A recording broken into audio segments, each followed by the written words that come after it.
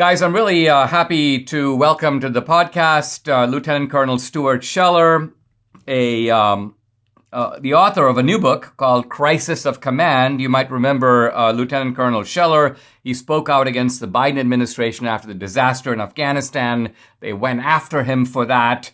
But now he's back, and I'm delighted to say with an opportunity to tell his own story in the book. Stuart, welcome to the podcast. Thanks for joining me. I really appreciate it. And let me start by talking a little bit about foreign policy. We are little more than a year away from the debacle in Afghanistan. Let's look back at Afghanistan first.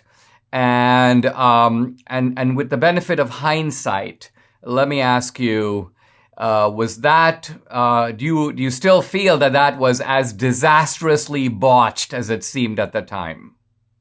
Yeah, I do. In fact, the military investigation, the one which President Biden said he rejected without any other logical explanation as to why he rejected it, illustrated a lot more problems than even I knew when I made that first video. I mean, just very quickly, in April of 21, we decided to pull all military troops out of Afghanistan before evacuating American citizens. We decided to do it from April to September because of a PR date of September 11th. But everyone knows the Taliban's peak fighting season is in the spring and summer. They go into the mountains of Pakistan and hide during the winter. And so the PR date of September 11th was more important than American lives and treasure. We then abandoned Bagram Air Base, the key piece of infrastructure that we needed. We left 5,000 to 7,000 prisoners, which the Taliban released, instantly swelled their force to larger than the entire military force that responded to Kabul.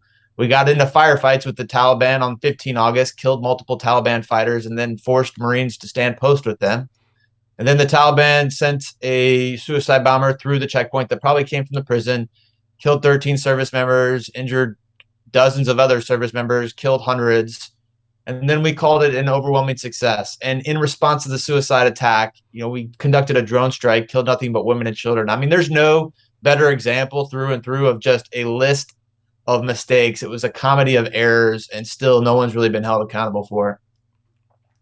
How do you make sense of the fact that the United States, and this gets to the larger question because the United States kind of went into Afghanistan right after 9/11. I'm assuming you agree this was a good idea to rout the Taliban, chase them away from power. But presumably the sensible thing to do at that point would have been to make an alliance with the anti-Taliban guys. I don't see any reason why we stayed for 20 years, but the purpose of staying was to train, in part, a kind of Afghan force that could itself deal with the Taliban. Why do you think that force melted away in direct conflict with the Taliban? Why was it so easy for the Taliban to beat these guys up? Well, first of all, we never went there to destroy the Taliban or establish a new government. We went there to destroy Al-Qaeda, a terrorist organization per the definition. And so we turned the Taliban into terrorists somewhat by dislocating them into Pakistan. I mean, they were a conventional force and they were the military or the government.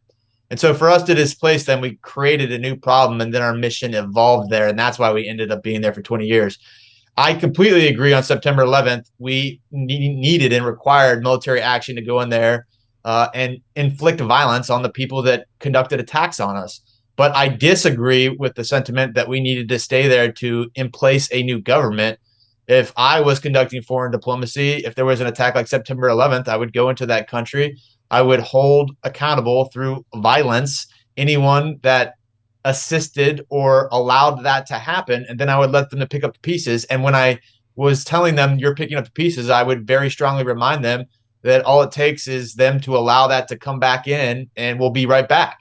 And I can just keep running that play until they realize that they shouldn't be allowing terrorist actors to conduct attacks from their country.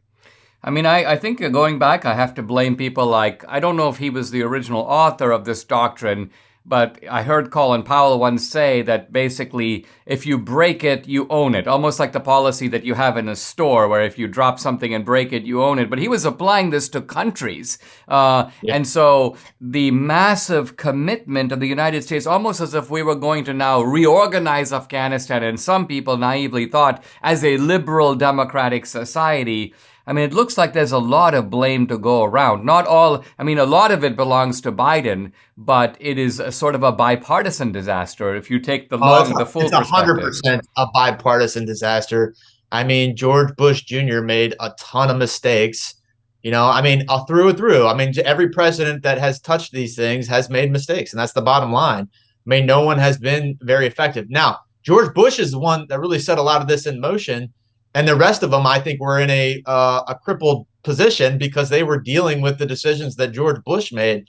And so if anyone's to blame, it's his ambition. George Bush clearly stated for Iraq that he wanted to install a democracy. He didn't clearly state that for Afghanistan, but he allowed it to evolve into that. And then each president since then was struggling with, how do I validate the sacrifices of the service member that has done so much when I'm already in this position?